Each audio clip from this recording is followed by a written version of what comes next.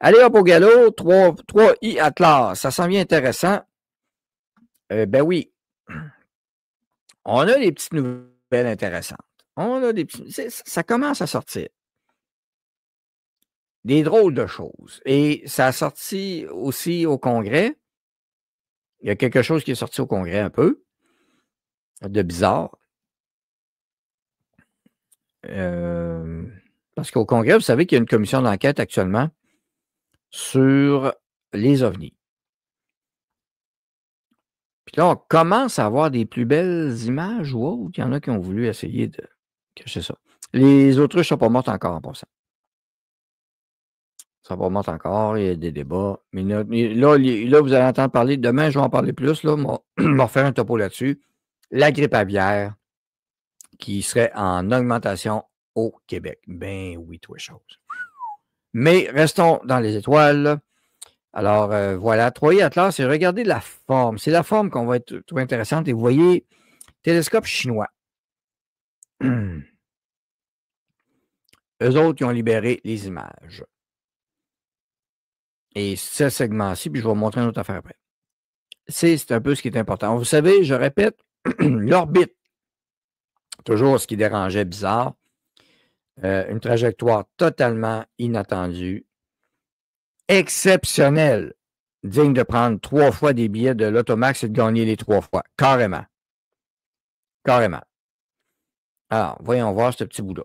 C'est l'elliptique de Mars, de Jupiter, et il arrive dans celui de Mars.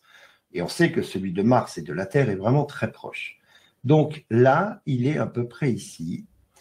Et il doit se diriger vers la Terre. Bon.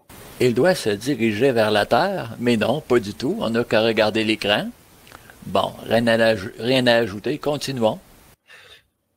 Vous allez me dire quoi faire. Eh bien, je vais vous montrer des images, les dernières images de la soi-disant comète 3I Atlas, fonçant actuellement vers la Terre. Il n'y a qu'un seul problème, cela ne ressemble en rien du tout à une comète. Regardez. Je tiens à rappeler que ce n'était pas vers la Terre, a passé proche de Mars pour l'instant. D'accord? Oubliez la Terre, là, c'est proche de Mars. Mais je vais vous montrer d'autres choses après.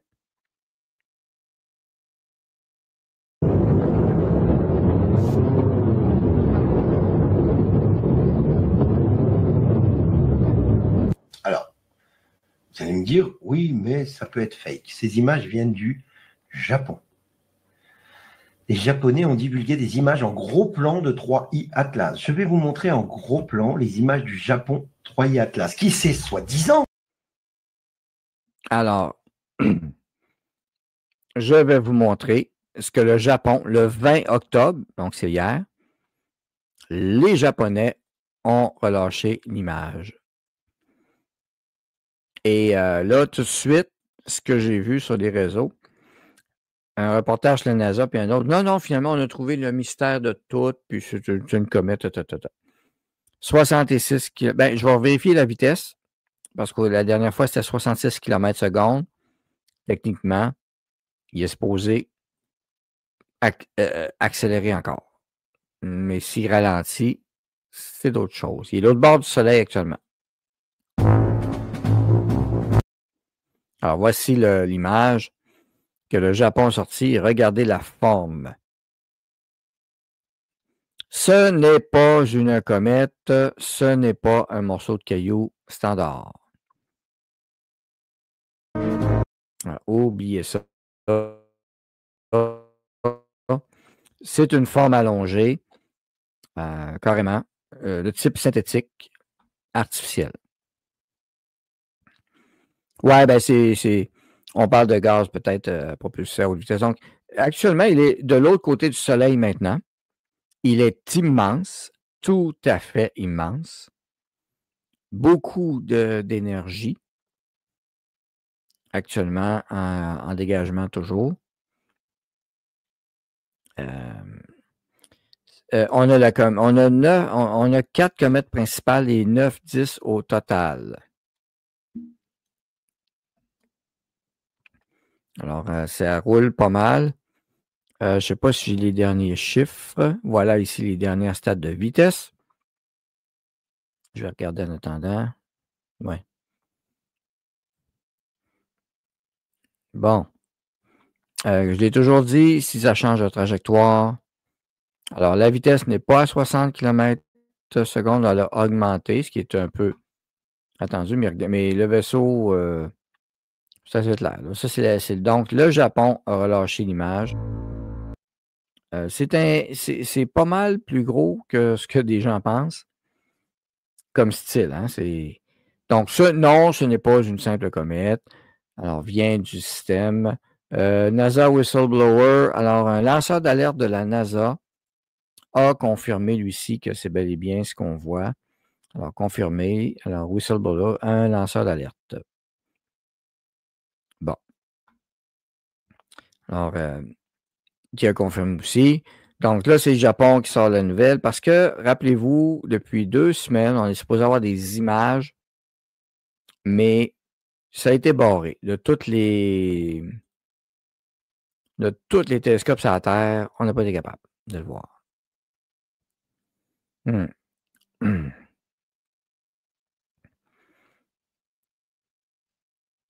Alors, ce serait un montage de plusieurs choses. L'image superposée aussi. Perspective intéressante historique, les Sumériens, si on rappelle ça, parce qu'il y en a qui parlent des Anunnaki et autres, tablettes sumériennes. Peut-être que nos ancêtres ont... non, ce n'est pas IA, c'était confirmé, ce n'est pas d'IA. Nos ancêtres peut-être avaient vu quelque chose. Ben ça, c'est un morceau de pierre. Ça, c'est la vraie pierre.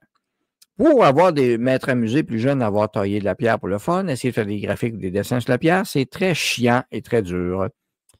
Ouais, il avait vu ça à l'époque. Il avait représenté ça. On n'avait jamais trop compris c'était quoi. Ces grands bonhommes-là, d'ailleurs, là, cette photo-là, on voit les gros bonhommes, mais sachez que les humains arrivent à peu près un peu plus haut que les chevilles de ces bonhommes-là. Ça, c'est les théories des Anunnaki, c'est l'écriture cunéiforme. Alors, il y en a qui font des parallèles avec ça. Est-ce que ça, c'est un peu facile à interpréter, mais quand même, le dessin était bien représenté ici. Alors, qu'est-ce que c'était? Et on a une autre image. Alors, c'est une forme allongée. Et en plus, je tiens à le rappeler qu'on a des visiteurs. On a plusieurs, quatre proches. Puis, Swan est maintenant visible à l'œil nu. Si vous regardez le matin, 2 heures avant le lever du soleil à peu près, dans la constellation de la Grande Ourse, vous allez voir la comète Swan, comme on dit. Et bien là, ils ont laissé aller des vidéos.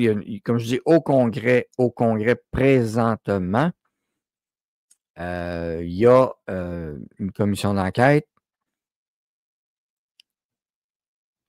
et Greenland Footage. Ça, c'est probablement le même. C'est n'importe quoi. Ça, il y en a qui font des niaiseries avec ça, ils font croire de ça, ils se moquent de ça, c'est correct. Bon. Je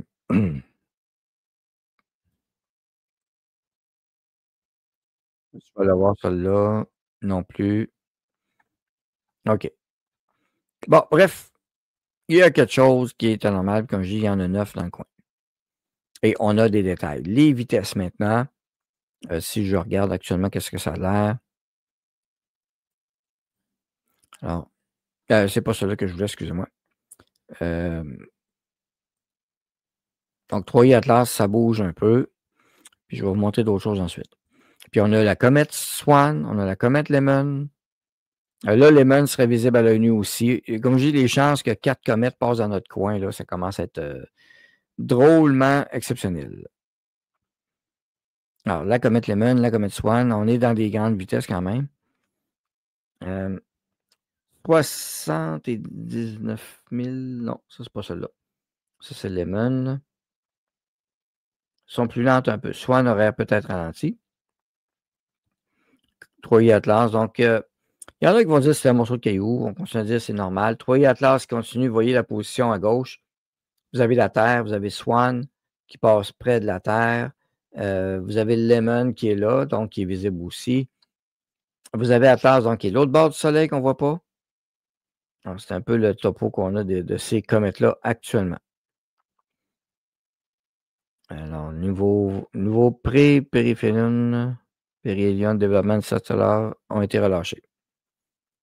Bon, et on tient à dire que la comète a une anti-queue. Ouais.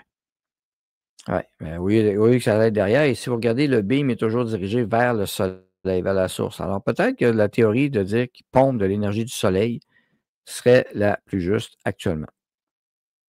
S'en sert pour refueler. Il passe proche d'un soleil. C'est comme une station d'essence. Le soleil est une station d'essence pour le véhicule. Bon. Ça, c'est une chose.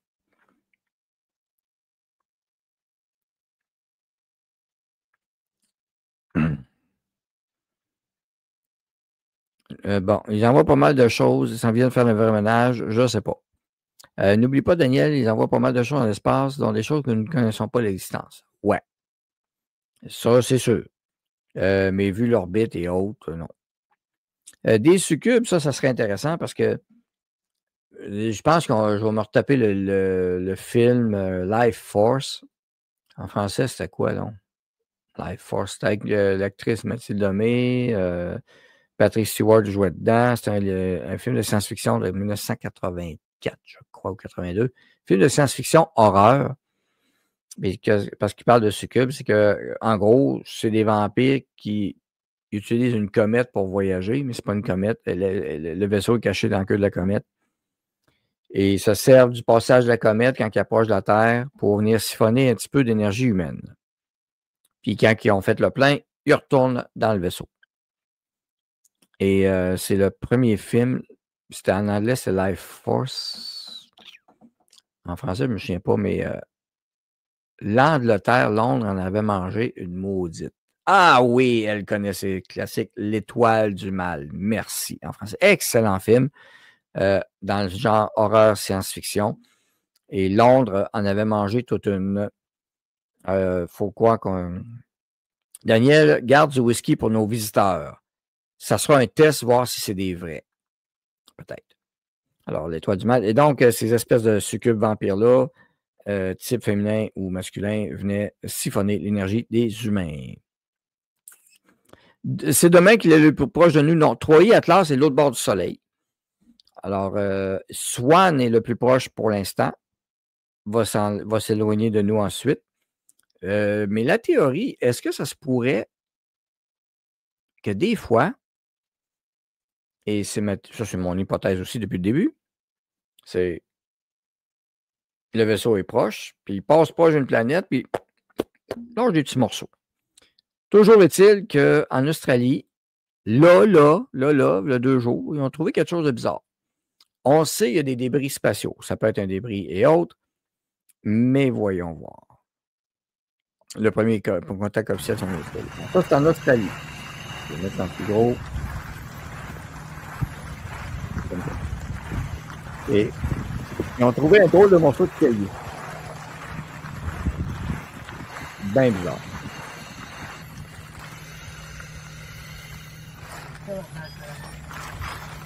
Ils ont besoin de savoir c'est quoi. Ça ne ressemble pas vraiment à ce que nous on fait.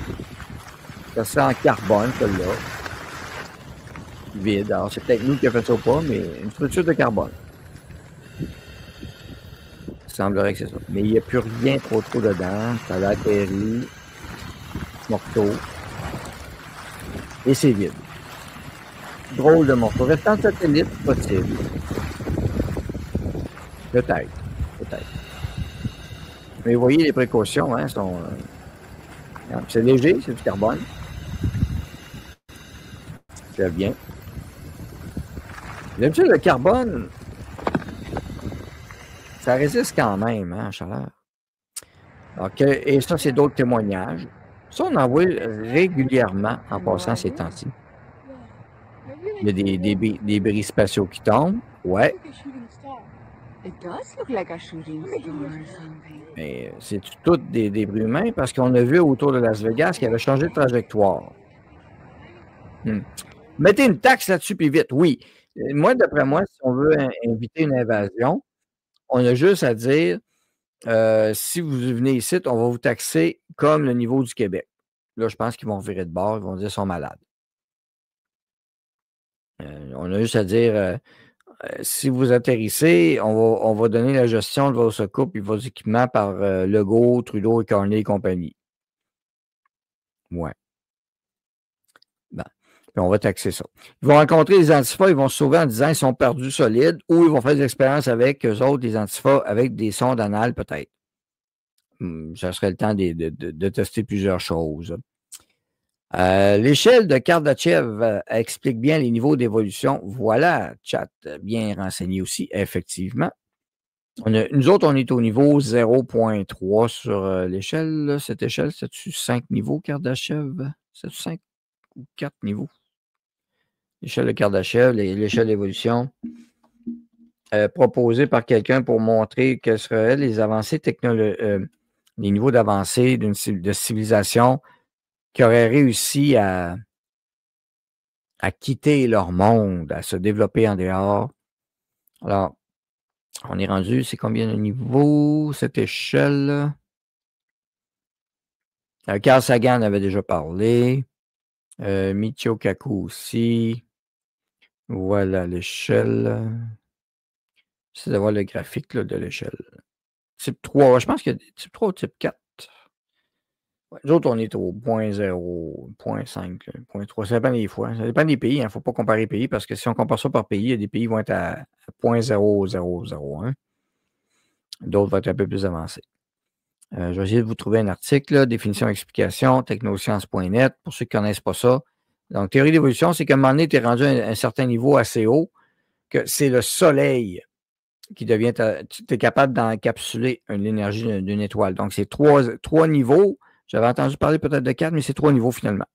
Pour l'instant, type 1, type 2, type 3. Alors, type 1, capable d'utiliser toute l'énergie disponible sur sa planète d'origine, soit 10 à la 16 watts. Sur Terre, la puissance disponible s'élève à 1,74 fois 10 à la 17 watts. Donc, la valeur de 4 fois 10 à la 12 watts proposée par Kardashev correspondait au niveau énergétique atteint sur Terre en 1964, à peu près. Type 2, collecter toute l'énergie sur une étoile. Estimation, notre étoile, lui, évidemment, a beaucoup d'énergie. Et type 3, énergie par la galaxie. Mais il y avait des exemples, des calculs. Et vous avez civilisation de type 0 aussi. Tu sais, comme je dis, il y a plusieurs niveaux là-dedans. Là. Et vous aviez les sphères de Dyson aussi, qui est un concept très intéressant, la sphère de Dyson. La sphère de Dyson, c'est que imaginez le Soleil au milieu d'une sphère, puis la Terre dedans, puis toute la sphère est là. Donc, puis la sphère de Dyson, on se promène dans l'espace dans une sphère. Et on ramasse l'énergie. Anyway.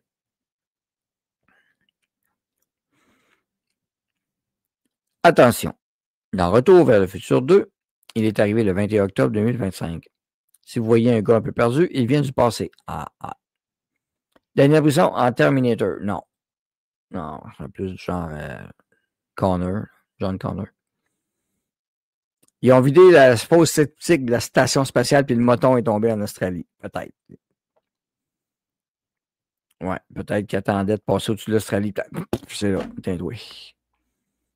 Une drop Anunnaki.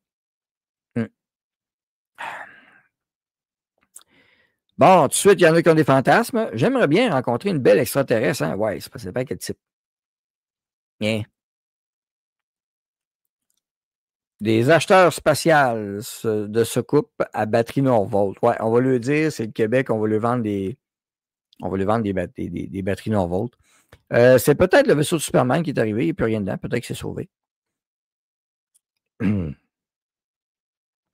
À la grosseur de caillou, il n'a pas fait un gros creux comme s'il était tombé très doucement. Ouais, bonne observation, il n'a pas fait de cratère. Hein? En tout cas, il devait être léger en tabarnouche, il n'a pas fait de traces, il a chauffé un peu, mais pas grand-chose, pas de cratère, rien. Et pour vous donner une idée, j'ai déjà trouvé une météorite à Port-Neuf, une petite météorite tout petite. Tout petite. Petit caillou, je l'ai ici. C'est pas vrai gros de même. J'ai trouvé sur un chemin de gravel et on voyait un mini cratère qui s'était fait, tout petit. Ça vous donne une idée. Donc, le fait que c'est relativement plat, c'est peut-être un peu déposé. Si on regarde je ne sais pas si on va le voir sur le vidéo, on voyait comme un effet, comme si c'était déposé. Là, ici, on va le remettre. Alors, c'est comme si ça avait peut-être glissé un peu. C'est l'impression que j'avais. Tout simplement. On peut leur laisser carner. Oui, on peut le laisser bien du monde. Une couple d'idées, là.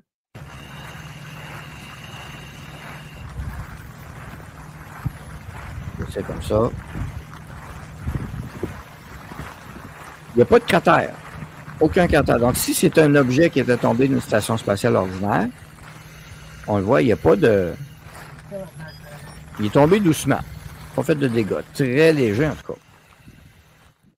Et oui, il est vide. Le contenant. Capsule ou autre, peu importe. C'est assez spécial. Ça ressemble à une construction humaine, mais moi, je ne suis pas... c'est dur à dire, mais c'est carbonisé ou aluminium. Mais pas de cratère. Sachez qu'à Roswell, si je reviens là-dessus ici, ils ont déjà trouvé sur le site de Roswell des cercles, des anneaux comme ça à l'époque. Donc, vous voyez, c'est comme si ça avait glissé ici. Hein. Il n'y a pas de cratère, rien. C'est comme, je sais pas. Il n'y a pas de trace d'impact, rien. Relativement très léger, mais même s'il était tombé de l'atmosphère léger, ça aurait paru. Tu sais, ça n'a quasiment pas... C'est sûr qu'il n'y a pas de plantes, mais anyway. Ça, c'est l'autre qui ont discuté à la commission aussi. On sait, donc, des orbes et autres. Dans plusieurs, actuellement, disclosures. Alors, plusieurs dévoilements de vidéos pris par des avions de chasse, entre autres. C'est actuellement en train d'être examiné en Congrès américain. Ben, au moins, ils font un congrès là-dessus. C'est un sac de poubelle version très résistant. On dirait du fiberglass. Duct tape, clairement humain, ouais, c'est sûr que s'il y a du duct tape, on s'entend.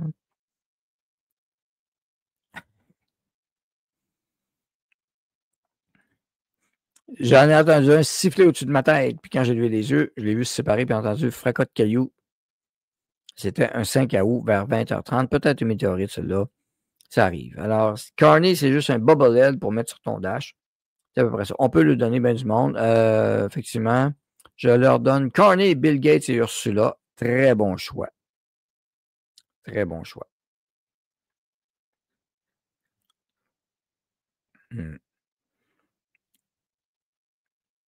Ouais, ben, les traces de chaussures, après, il y a du monde qui ont allumé ça, ils ont appelé la police. La vidéo que vous avez vue en passant, c'est une vidéo de la police locale. Hein, c'est pas Joe Blow. Alors, probablement quelqu'un est allé voir, puis hop. Bon, joke de merde, effectivement. C'était mon réservoir d'eau grise de mon VR. Anyway. Il me semble que les petits morceaux auraient été éparpillés quelque peu, ça me semble pas réaliste. C'est comme... Anyway. Une sonde, j'ai toujours dit, si on est une race intelligente, tu veux explorer une planète, tu n'envoies pas ton gros vaisseau tout de suite. Hein non. Et là, ben, pour vous montrer 3i Atlas, comment c'est encore, même de plus en plus de journaux web de type science et autres, comme IFL Science, c'est pas des bobards, là, publiés il y a 11 heures, hein, aujourd'hui. Et on a une drôle de déclaration de l'astronome, l'astrophysicien Avi Loeb, celui qui a déjà averti que Oumuamua, c'était un vaisseau. Là, il a dit quelque chose. L'hypothèse d'un vaisseau mère extraterrestre, être testé comme objet interstellaire, etc. Si vous voulez prendre des vacances, prenez-les avant, car qui sait ce qui va se passer. L'astronome Avi Loeb a déclaré ça, mais la plupart des autres scientifiques sont presque sûrs de ce qui va se passer, c'est-à-dire rien. Alors là, actuellement, il est l'autre bord du Soleil. Donc, c'est l'image. Donc, vous voyez, même... Le 1er juin 2025, l'humanité a pris conscience de la présence de quelques faits du système solaire, mais elle ne s'approchera pas beaucoup de la Terre. Sa rencontre planétaire la plus proche a eu lieu avec Mars, et même cette rencontre céleste s'est déroulée à environ 30 millions de kilomètres. Sri Atlas est le troisième objet interstellaire à être découvert après Oumuamua en 2017 et Tui Boris en 2019. Mais celui-ci serait plus grand et environ 2 fois plus rapide que les deux précédents. En se rapprochant du Soleil, il a pris un peu plus de vitesse et a commencé à libérer beaucoup plus de matière. Une estimation a montré qu'il perd au moins 40 litres d'eau par seconde. Cela signifie que l'équivalent d'une piscine olympique en eau est perdu toutes les 18 heures. Il perd également au moins 30 kg de poussière par seconde. Ouais. Un modèle suggère que la comète proviendrait probablement du disque épais de la Voie lactée et qu'elle serait beaucoup plus vieille que notre système solaire. Donc, c'est un peu, comme je dis, les bouts qu'on a. Donc, de plus en plus, ils préparent. Ça, c'est de plus en plus, ça s'approche des médias traditionnels. Donc, et ça grossit encore. L'effet visuel grossit, peu importe. Alors, c'est assez intéressant, merci. Et je rappelle qu'on a eu beaucoup de misère à voir, alors qu'on avait tous les télescopes de la planète. On n'avait pas ça. Et donc, Swan, c'est la même chose. Si vous avez le ciel dégagé, profitez-en pour regarder ça un peu. Ce sont des bons conducteurs, ils ne touchent aucune planète. Aucune autre planète. Ce n'est pas leur but. Donc, ils font attention, effectivement.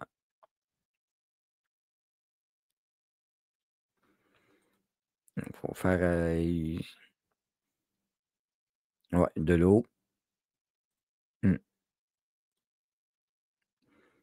Il en parle encore comme si c'était une comète. Peut-être pour ne pas apeurer le monde, parce que même si c'était vrai qu'il y avait un vaisseau, pensez-vous que le gouvernement le dirait pour vrai? Sincèrement. Les injections, ça ne pogne plus. Les extraterrestres, c'était le dernier narratif de secours. Oui, puis non. Je dirais pas que les injections ne marchent plus. Ils sont en train de faire la tournée des foyers de personnes âgées pour injecter à la fois celui de la grippe puis celui de la COVID en même temps. Ça, on le sait de sources très, très, très, très sûres. Pour soigner le monde, comme ils disent. Anyway. Des témoignages sur la Terre, toutes sortes de patentes. Vous allez en voir de plus en plus. Celui-ci. Un autre UAP de type Jellyfish. Je l'ai peut-être vu ou pas. Encore là, reconnaissance, avion de reconnaissance. C'est pas la première fois que je le vois celui-là. Ça, c'est plus un type de sonde qui flotte, puis qui prend peut-être des données vues par un avion, photographiées en avion, anyway. Si tu veux envoyer de quoi, ben c'est ça. Probablement un paquet d'appareils de mesure. Bon, anyway. Bref, il ferait comme nous autres on fait. Comment fait-il pour évaluer le poids de ce que perd cette comète? L'espace est en apesanteur et en fume du bon. C'est une excellente observation. Bah, c'est drôle parce que je trouve ça encore plus bonne ta question parce qu'effectivement, on a de la misère à avoir des belles images. Puis il serait capable de mesurer la quantité perdue. Ouais. Si vous le dites,